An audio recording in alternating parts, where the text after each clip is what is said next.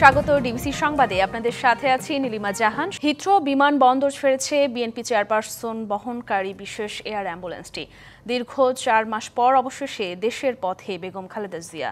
বিমানবন্দরে তাকে বিদায় জানাতে জড়ো হন যুক্তরাজ্যে অবস্থান করা কয়েক হাজার দলীয় নেতাকর্মী। বাসা থেকে নিজে ড্রাইভ করে মাকে বিমানবন্দরে নিয়ে আসেন বড় ছেলে তারেক রহমান। বিদায় বেলায় সৃষ্টি হয় আবেগঘন মুহূর্তের। লন্ডনে চিকিৎসা শেষে প্রায় ৪ মাস পর দেশে ফিরছেন বিএনপি চেয়ারপারসন বেগম খালেদা জিয়া। লন্ডনের হিথ্রো বিমানবন্দর থেকে কাতারের আমিরের দেয়া এয়ার অ্যাম্বুলেন্সে দেশে ফিরছেন তিনি। বিদায়ের আগে বড় ছেলে তারেক রহমান বেগম জিয়াকে নিজে ড্রাইভ করে বিমানবন্দরে নিয়ে আসেন। উপস্থিত ছিলেন নাতনি জাইমা রহমানও।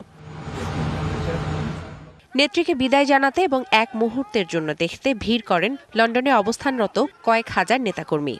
বিএনপি চেয়ারপারসন সাবেক প্রাইম মিনিস্টার বেগম খালেদা জিয়া বাংলাদেশে যুক্তরাজ্য চিকিৎসা শেষে ব্যাক করতেছেন। এই জন্য আমরা যুক্তরাজ্য বিএনপি এবং অঙ্গ সংগঠন সহ সর্বস্তরের প্রবাসীবৃন্দ আজকে আমরা এখানে সমবেত হয়েছি। মঙ্গলবার সকাল 10:30টায় হযরত শাহজালাল আন্তর্জাতিক বিমানবন্দরে পৌঁছানোর কথা রয়েছে বেগম জিয়াকে বহনকারী এয়ার অ্যাম্বুলেন্সটির।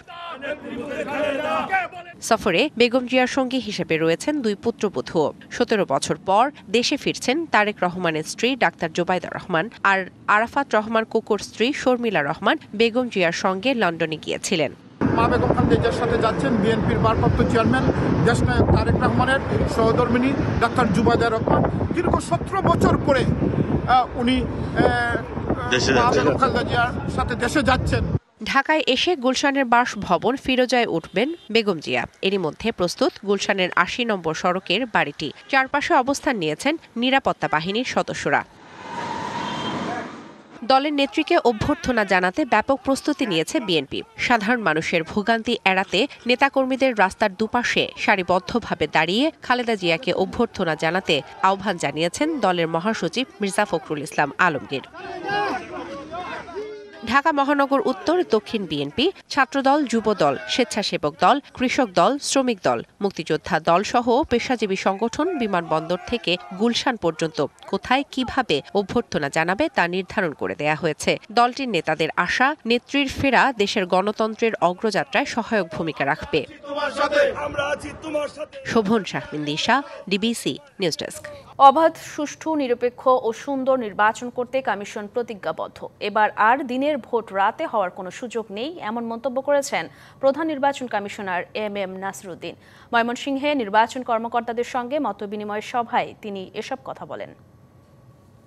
আমার অফিসাররা ওয়াদা করেছেন, রমজান মাসের প্রথম দিনে হাত তুলে ওয়াদা করেছেন তারা কারো দ্বারা প্রভাবিত হবেন না, সম্পূর্ণ নিরপেক্ষভাবে আইন কানুন মেনে তারা এই নির্বাচনটা পরিচালনা করবেন। অতীতের যেগুলো হয়েছে এগুলো আর যাতে পুনরাবৃত্তি না হয়, সেটাই আমার লক্ষ্য। অন্তর্বর্তী সরকারের চলমান সংস্কার কাজে সমর্থন রয়েছে ইউরোপীয় ইউনিয়নের। এ কাজে পর্যাপ্ত সময় দেওয়ার কথা বললেন রাষ্ট্রদূত মাইকেল মিলার। বলছেন নির্বাচন কবে হবে তা বাংলাদেশের নিজস্ব ব্যাপার, এ নিয়ে কোনো পক্ষের ওপরই চাপ নেই। সোমবার সকালে জাতীয় প্রেস ক্লাবে কূটনৈতিক রিপোর্টারদের আয়োজনে ডিক্যাপটকে অংশ নেন ইউ রাষ্ট্রদূত। পরিবর্তিত পরিস্থিতিতে বাংলাদেশের সাথে ২৭ দেশের জোটভুক্ত ইউরোপীয় ইউনিয়নের সম্পর্ক তুলে ধরেন তিনি তার সূচনা বক্তব্যে। বিদেশে পাচার হওয়া টাকা ফেরানো আইনি প্রক্রিয়া, এতে সময় লাগবে বলে মন্তব্য করেন মাইকেল মিলার। বলেন, জুলাই হত্যাকাণ্ডে জড়িতদের বিচার প্রক্রিয়া স্বচ্ছ ও জবাবদিহিতামূলক হওয়া জরুরি।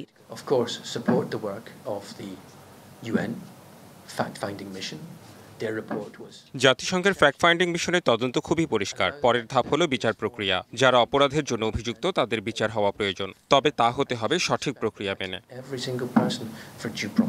নির্বাচন কবে হবে তা বাংলাদেশের মানুষ ঠিক করবে জানিয়ে রাষ্ট্রদূত বলেন, নির্বাচনের সময় নিয়ে কোনো পক্ষকেই চাপ দেবে না ইইউ।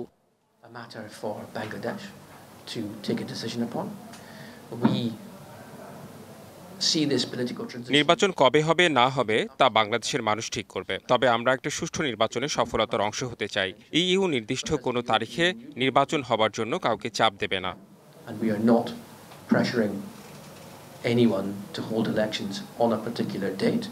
নারী সংস্কার কমিশনের প্রতিবেদনে সমর্থনের কথাও জানান মিলার।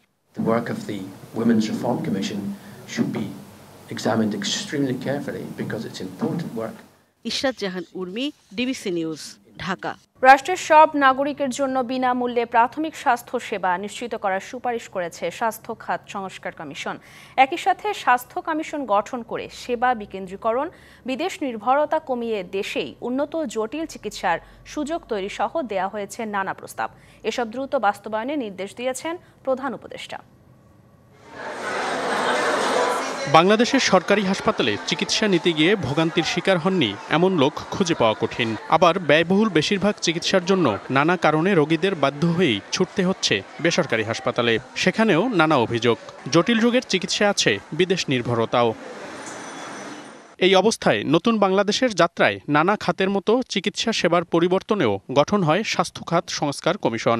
রবিবার প্রধান উপদেষ্টা ডক্টর মোহাম্মদ ইউনূসের কাছে প্রতিবেদন জমা দিয়েছে এই কমিশন, যেখানে স্বাস্থ্য সেবাকে মানুষের মৌলিক অধিকার হিসেবে তুলে ধরে সবার জন্য তা নিশ্চিত করার সুপারিশ করা হয়েছে। আমরা যতই বলি না কেন যে স্বাস্থ্য সবার অধিকার, এটা তো লিগ্যাল ইমপ্লিকেশনস নাই।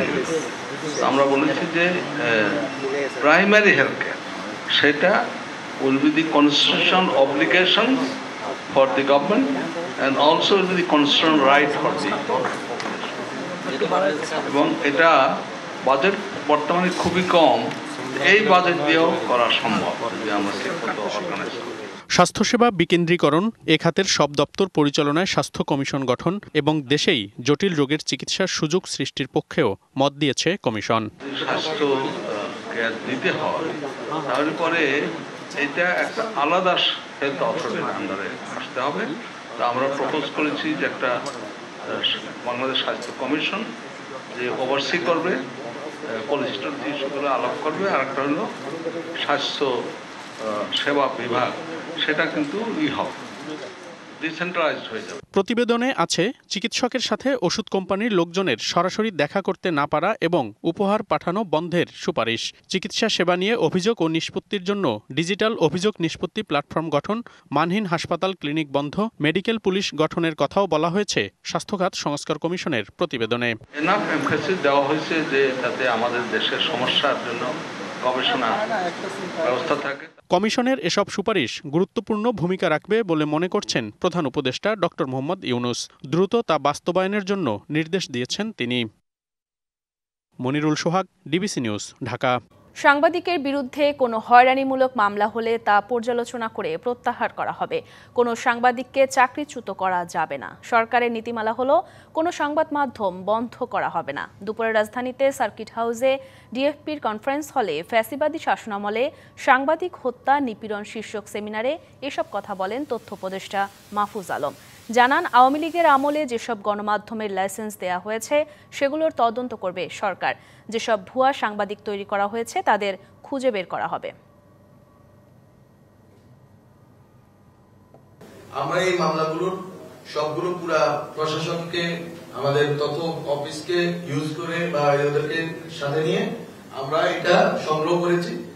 স্বরাষ্ট্র মন্ত্রণালয়ে যাবে, আইন মন্ত্রণালয়ে যাবে, তারা বিচার করে দেখবে। যদি এরকম হয় হয়রানিমূলক মামলা, তাহলে মামলাগুলো প্রত্যাহারের ব্যবস্থা হবে। আমরা সরকার থেকে চাই না কোন সাংবাদিককে আরবিট্রারিলি উইদাউট এনি নোটিস চাকরিচ্যুত করা হবে। এক বছরের মাথায় আবারও বেইলি রোডে বহুতল ভবনে আগুন। ক্যাপিটাল সিরাজ সেন্টারে লাগা আগুন ঘণ্টা খানেকের চেষ্টায় নিয়ন্ত্রণে আসে। এবার প্রাণহানি না ঘটলেও উদ্ধার হয় ৩৫ জন। ভবনের বেসমেন্টে জেনারেটর থেকে আগুনের সূত্রপাত হতে পারে ধারণা ফায়ার সার্ভিসের। গত বছরের ২৯শে ফেব্রুয়ারি বেইলি রোডে একটি ভবনে আগুন লাগে। ওই ঘটনায় নিহত হয় ৪৬ জন। এর বছর খানেকের মাথায় আবারও আগুন। সোমবার সন্ধ্যায় ক্যাপিটাল সিরাজ সেন্টারে আগুন লাগে। খবর পেয়ে ঘটনাস্থলে পৌঁছে আগুন নিয়ন্ত্রণের কাজে নামে ফায়ার সার্ভিসের ৩টি ইউনিট। আমি পুরা মনে করেন বিকট আওয়াজে কোনো মতে বাইক রাইকা ফ্রেন্ড পিছনে ছিল, ওকে দিয়ে বাইরে গেছে। আন্ডারগ্রাউন্ডের জেনারেটর রুমটা আছে না, ওই জেনারেটর রুম থেকে আগুনের সূত্রপাতটা হয়েছে। আগুন ভবনে ছড়িয়ে পড়লে একে একে আরো ৬টি ইউনিট কাজে নামে। ভেতরে আটকা পড়ে বেশ কয়েকজন। আমি চাকরি করে ভাই, এখানে ভাই আমার বোন, ভাই আমার বোন। যখন কোনো আগুন লাগছে তখনই লুট হচ্ছে। আপনারা প্লিজ দেখেন, পুলিশ প্রশাসন ছাড়া কোনো লোক এখানে থাকবে না। চলে আগুন নেভানো ও উদ্ধার তৎপরতা। উৎসুক জনতাকে সরাতে কাজ করে পুলিশ সেনাবাহিনী। ঘণ্টাখানেকের চেষ্টায় আগুন নিয়ন্ত্রণে আসে। সকল ধরনের ইকুইপমেন্ট আমরা এখানে ইউজ করেছি এবং দ্রুততার ভিত্তিতে আমরা সবাইকে ভিকটিম সবাইকে নামিয়ে আনতে সমর্থ হই। মার্কেটের বেসমেন্টে জেনারেটর থেকে আগুনের সূত্রপাত হতে পারে ধারণা ফায়ার সার্ভিসের। Rakib Hossain, DBC news, Dhaka. আমদানি নির্ভরতা কৃষককে ক্ষতিগ্রস্ত করেছে বলে জানিয়েছেন মৎস্য প্রাণী সম্পদ উপদেষ্টা। আর কৃষি জমি হ্রাস সহ উচ্চ আমদানি শুল্ক উৎপাদনে প্রভাব ফেলছে বলছেন বিশেষজ্ঞরা। এ অবস্থা চলতে থাকলে সামনে বড় ধাক্কা আসতে পারে দেশের খাদ্য ব্যবস্থাপনায়। এ বাস্তবতায় 25 বছরের কৃষি পরিকল্পনা নিচ্ছে সরকার। শিল্পের আগ্রাসনে ক্রমেই কমছে কৃষির প্রভাব। গবেষণা বলছে গেল 5 বছরে দেশে কৃষি জমির পরিমাণ কমেছে 2%। এমন বাস্তবতায় সোমবার কৃষি, খাদ্য নিরাপত্তা ও প্রাণ প্রকৃতি সম্মেলনে অর্থনীতিবিদরা বলেন, খাদ্যের যোগান আমদানি নির্ভর হওয়ায় বাড়ছে মূল্যস্ফীতি। অনেকে বলেন যে আমরা খাদ্য স্বয়ংভর হয়ে গেছি, এটা কথার কথা। উচ্চ মূল্যস্ফীতি এবং আমাদের যে প্রতি বছর আমদানি নির্ভরতা বাড়ছে, এর মুক্তির একমাত্র পথ উৎপাদন বৃদ্ধি। উৎপাদিত কৃষি পণ্য সংরক্ষণেই নেই উন্নত ব্যবস্থা, ফলে সিংহভাগ নষ্ট হচ্ছে, প্রভাব পড়ছে বাজারেও। আমাদের দেশের এই যে বাজারটার 55% মার্কেট, মাত্র 5টা বহুজাতিক কোম্পানি তার 8টা প্যাটেন্ট প্রোডাক্ট দিয়ে এটা দখল করে রাখছে, অথচ তারা কিন্তু এতদিনে এখানে উৎপাদন করে রপ্তানি করার কথা।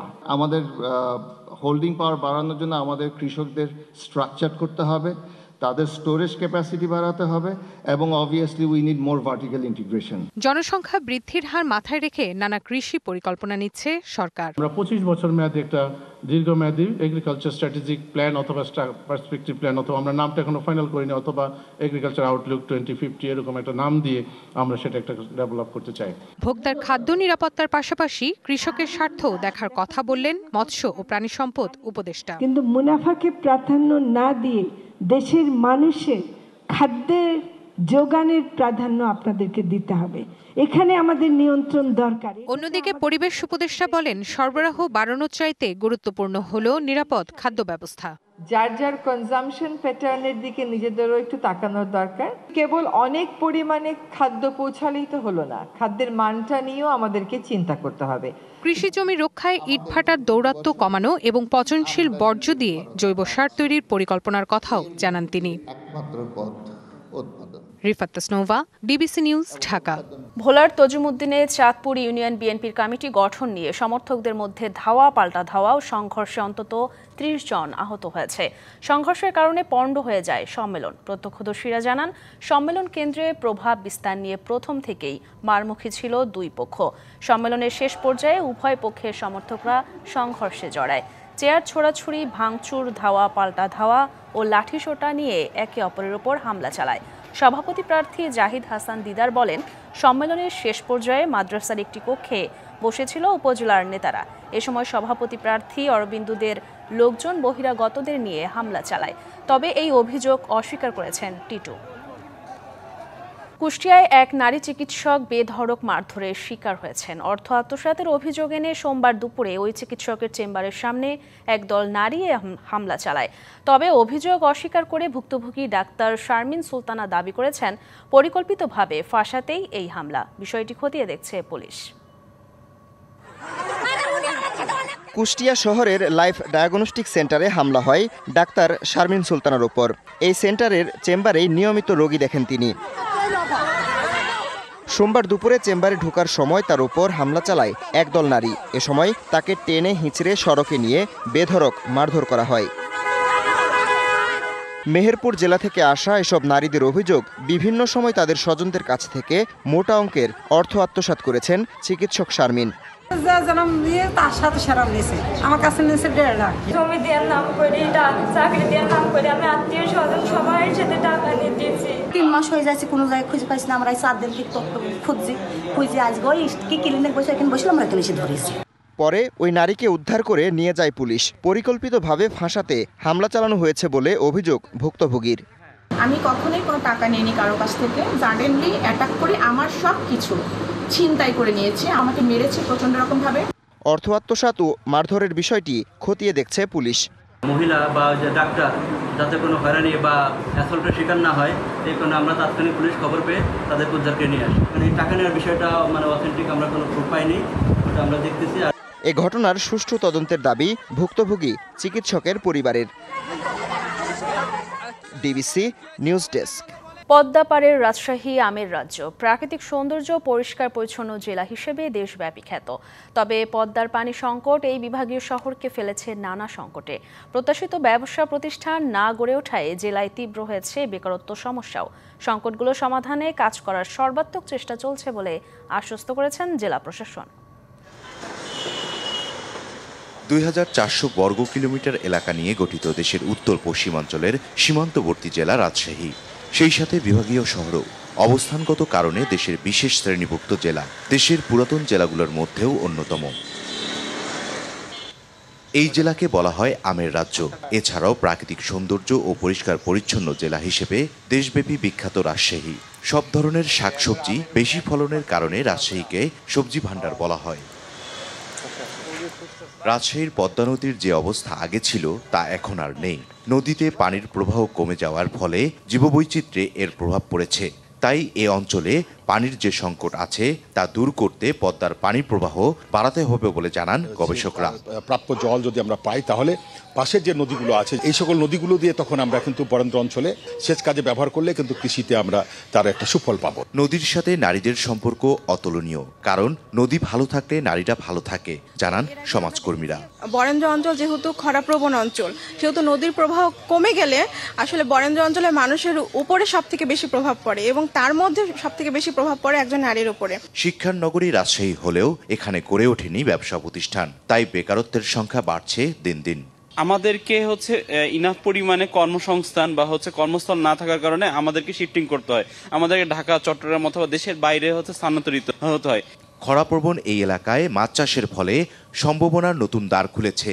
তবে পদ্মার প্রবাহের কারণে হারিয়ে যাচ্ছে জীববৈচিত্র্য বলে মন্তব্য করছেন বিশেষজ্ঞরা। অনেক প্রাণী বিলীন হয়ে গেছে, বিলুপ্ত হয়ে গেছে। প্রায় 10 প্রজাতির মাছ বিলীন হয়ে গেছে। দীর্ঘমেয়াদী পরিকল্পনা হাতে নিলে রাজশাহী সিল্কের সম্ভাবনার দ্বার খুলবে মত গবেষকদের। সরকারের পাশাপাশি প্রাইভেট সেক্টরও যদি একটা দীর্ঘমেয়াদী পরিকল্পনা নিয়ে এগিয়ে আসতে পারে তাহলে রাজশাহীর এই হারিয়ে যাওয়া সিল্ক আবার ফেরত আনা যাবে। সংকটগুলো সমাধানে কাজ করে যাওয়া হচ্ছে বলে জানায় জেলা প্রশাসন। তো আমরা চেষ্টা করছি যে আমাদের নদীগুলো নাব্যতা ফিরিয়ে আনার জন্য আমরা সরকারের ঊর্ধ্বতন কর্তৃপক্ষ বরাবর আমরা এই বিষয়ে তাদের দৃষ্টি আকর্ষণ করেছি। আপনারা জানেন ইতিমধ্যে আমাদের রানী নদীর নাব্যতা ফিরিয়ে আনার জন্য যে প্রজেক্টটি ছিল সেটি বাস্তবায়িত হয়েছে। জেলার সার্বিক আইনশৃঙ্খলা পরিস্থিতি ভালো রয়েছে বলে দাবি পুলিশের। ব্যাটারি চালিত অটোরিকশায় চলাচলের ব্যাপারে সবাইকে সচেতন হবার পরামর্শ দেন পুলিশের এই কর্মকর্তা। ইকবাল অনিক, ডিবিসি নিউজ, রাজশাহী। ছোট বড় সব প্রতিষ্ঠানকে রেজিস্ট্রেশন করতে হবে, নইলে আইনি ব্যবস্থা নেওয়া হবে বলে জানালেন শ্রম ও কর্মসংস্থান উপদেষ্টা এম শাখাওয়াত হোসেন। রাজধানীর চিন্মৈত্রী সম্মেলন কেন্দ্রে আন্তর্জাতিক শ্রম সংস্থা ILO, বাংলাদেশ ব্যবসা ও প্রতিবন্ধী নেটওয়ার্ক এবং বনশিক্ষার আয়োজনে আন্তর্জাতিক শ্রমিক দিবসের অনুষ্ঠানে তিনি একথা বলেন। একই অনুষ্ঠানে মহিলা ও শিশু বিষয়ক উপদেষ্টা শারমিন এস মুর্শিদ জানান, নিরাপত্তার কথা ভেবে নারী শ্রমিকদের জন্য আলাদা গণপরিবহনের ব্যবস্থা করতে হবে। এছাড়া ন্যায্য নিয়োগ ও বৈষম্য রোধে জাতীয় নীতিতে জোর দিয়ে আদিবাসী জনগোষ্ঠীর সুযোগ সৃষ্টি ও কর্মক্ষেত্রে নারীদের নিরাপত্তা নিশ্চিতের আহ্বান জানান বক্তারা।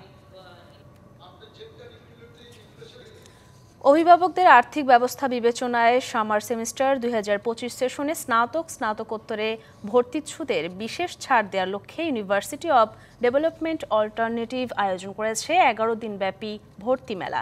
বিশ্ববিদ্যালয়টির অডিটোরিয়ামে সংবাদ সম্মেলনে ভর্তি মেলার উদ্বোধন করেন প্রতিষ্ঠাতা চেয়ারম্যান অধ্যাপক মুজিব খান।